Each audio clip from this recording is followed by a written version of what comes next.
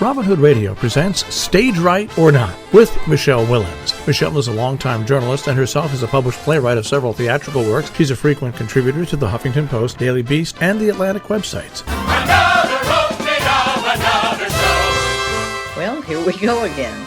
Even while COVID surges, there are occasional hints of theater optimism.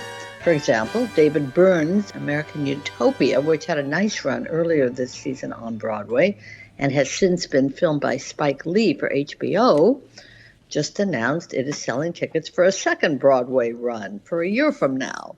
I like the spirit, but we shall see how many potential audience members start sending in their money for September 2021.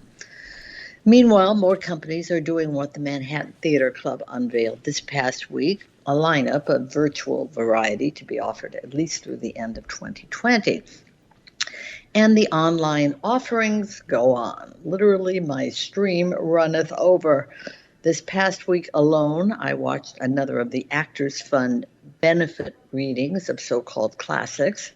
Now, I confess I had never seen Kenneth Lonergan's This Is Our Youth, and this one stars Lucas Hedges, Grace Van Patten, and Paul Mescal. He's the British star of Netflix's hugely popular Normal People. The play held me more than I expected. It's a 3-character piece performed by students in countless drama classes, I am sure, and actually works well in this format. We are rewarded with close-ups of 3 very fine actors and catch all their emotions. And Lonergan catches a moment in the lives of post-teen but not quite adult New Yorkers who have money, drugs, and sex on their minds. Nice dialogue here, lines like, I never got into the cigarette thing, but I hear good things about it. What did all those kids in the 60s do? Now they're all lawyers and Ronald Reagan is president. These are the proceeds from my unhappy childhood. And there's even a passage about getting out of New York. What's to like? Asks one. He talks about visiting a friend in Wyoming and the joys of silence and being able to see the sky. The play was first performed in 1996, mind you. And did you manage to watch the Public Theater's All-Star Benefit? Well, I think you still can, and if so, you will enjoy hearing Audra sing and Meryl toast. You'll watch a touching tribute to honoree Sam Waterston. He speaks of the threats to theater we have to outlive. You'll even hear Oscar Isaac play the guitar. Who knew? Oh, yeah, and there's that Hamilton guy again. Well, he has a lot to thank the public for. One can't help but grab a drink yourself and salute the amazing history of Joseph Papp's dream come true. Now, I also listened to the radio play offered by Berkeley Rep based on an Upton Sinclair book called It Can't Happen Here. This one is almost too delicious to describe. Politics and sexism abound and resound with lines like, he seems intent on insulting everyone, especially the press. That woman needs to remarry as soon as possible. She doesn't need to be shut up or locked up. Hopefully you can find this one through Berkeley Rep or the Center Theater Group sites. And then there was Moliere in the Park's rendition of The School for Wives, beautifully enacted by Tonya Pinkins and a delightful cast. The plotting in normal times is a bit hard to follow. Now, with all the men's roles played pretty much by women, well, I finally tossed down my scorecard and sat back and just enjoyed the wise witticisms like, those you mock may one day mock at you. I know men who've lived in pain, they married women with too much brain. And a foolish girl can best the wisest man. Well, there is lots coming up this week, so pay attention. The Eden Theater Company is always pushing envelopes, so tonight, tomorrow, and Wednesday, check out the latest original pieces from its Playwrights Lab. Tuesday night, St. Anne's in Brooklyn is offering a filmed version of The Tempest, but I already have my ticket that night to the New York Pops, a virtual concert by Kelly O'Hara. Wednesday evening, the Irish Rep is streaming another filmed version of one of its works, the Eugene O'Neill's Very Irish, A Touch of the Poet. Same night, Martha's Vineyard Playhouse is offering a reading of The Niceties. Now, I reported on this piece several years back at another theater. It's a complex 2-character play about a white teacher who was portrayed here by TV star Amy Brenneman and her black student. It's based on an actual event at Yale, if I recall. It's a good play. During the week, a Los Angeles company called Lower Depths is presenting a series of pandemic-inspired short works. Also in Los Angeles, the Skylight Theater on Thursday at 6 o'clock Eastern is presenting We the People. An amazing group of excellent and recognizable actors read their own and others' hopeful words. Well, we all need as much of that as we can get. And if you have not yet heard what Heidi Schreck wrote and speaks in What the Constitution Means to Me, this is your moment. It's on Amazon now through the election.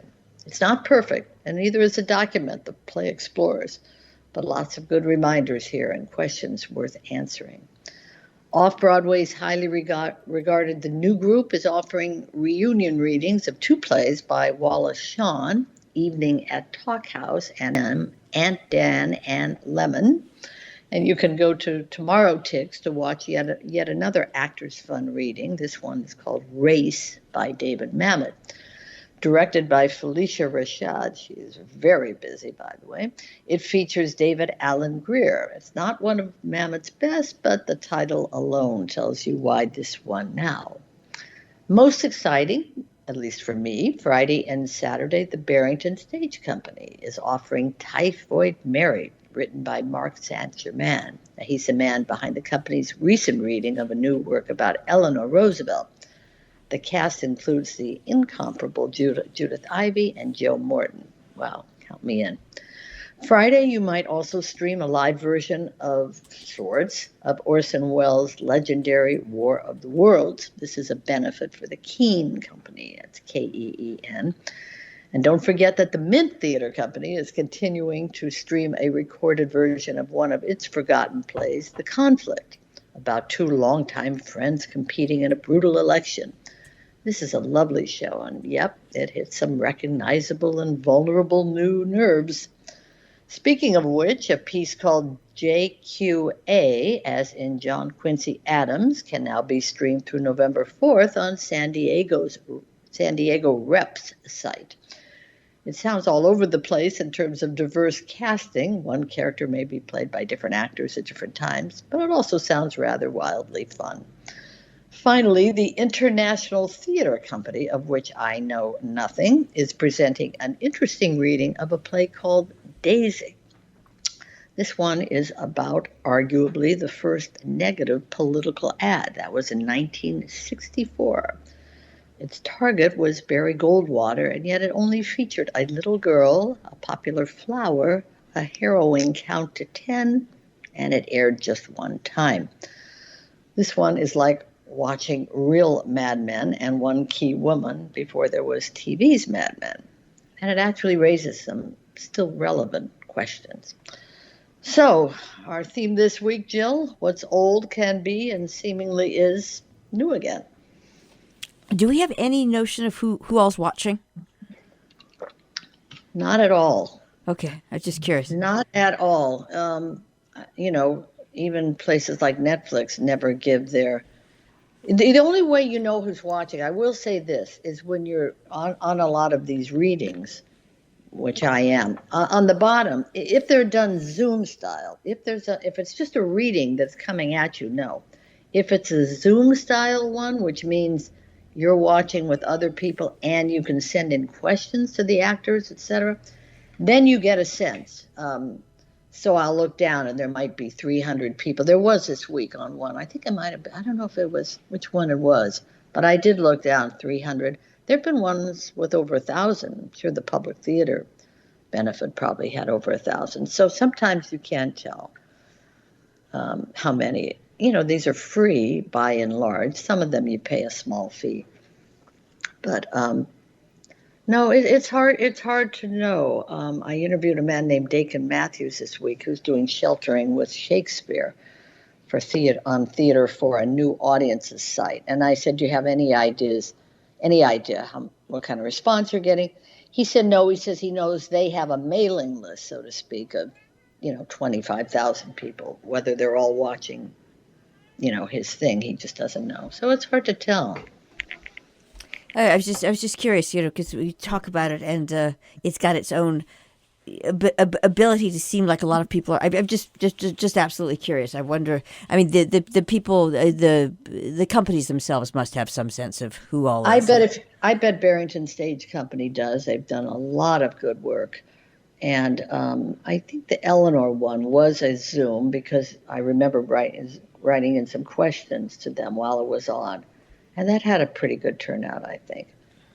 All right, and any when I say live activity, any comments on where places and there are many where there aren't such the same situation as in New York and in this area. Is there any liveness going on? Boy, not that I could find, except in London. There's, the Old Vic has done very well, but that's not live either. I mean, they're live readings, but there's nobody in the theater. Outside of the very few that have been mentioned that we've talked about, right. Like Godspell or some outdoor thing. No, but I don't think so. If you can find something in some town, maybe, and there probably are, and maybe outside under a tree in Vermont somewhere, they're, following an actor. But I really don't think so. I would think where it's warmer. I am wondering about Atlanta. I'm wondering about because as we talk about when you watch it, of course, on the news, these states are little tiny places, right? Right, but right. I think they're actually rather sizable, and so I'm thinking about places that are naturally warm. I don't know if anything's going on down in Florida.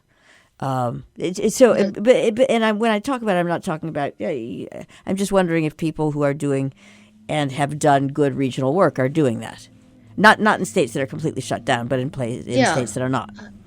Yeah, I think it's starting. I heard about one this week that's going to be more of an immersive work, but that's not really outside either. It'll be back and forth. It'll be that you're participating. But I've talked about those too, some of the illusionist ones, which are interactive, but that's not the same as being outside. I guess we'll see. I was thinking they should be performing outside polling booths, and now with all this, people are lined up for hours. And I'm sure there are people out playing their guitars. I think that's really good idea. Busking. We're going to bring back busking. Yeah, exactly. But what if you actually did a little, I don't know, scenes from shows while people are standing out waiting to vote? No, I think that's absolutely splendid. Of course, you'd have to, you're only allowed between how many feet between. That's the problem. The polling place. So you're gonna have to. It sort of depends on where you are, because many people will want something more political than you can do. But some selections from some show tunes. How great would that be? Well, that would be the thing to do, and I'm sure that is going on. I mean, you've been places where you go to the park and people are playing their guitar and they're singing. That makes a lot of sense. Yeah, Kelly O'Hara instead of whatever she's doing Tuesday night. I'm sure that's I know it's inside. It's a virtual concert because I checked to make sure. Yeah, why couldn't she be outside maybe? Well, we'll see. Anyway, life goes on, and we'll see how many people buy tickets to American Utopia, which for next September. I bet not a lot. Stage Right or Not with Michele Willens, produced in the studios of Robin Hood Radio, robinhoodradio.com.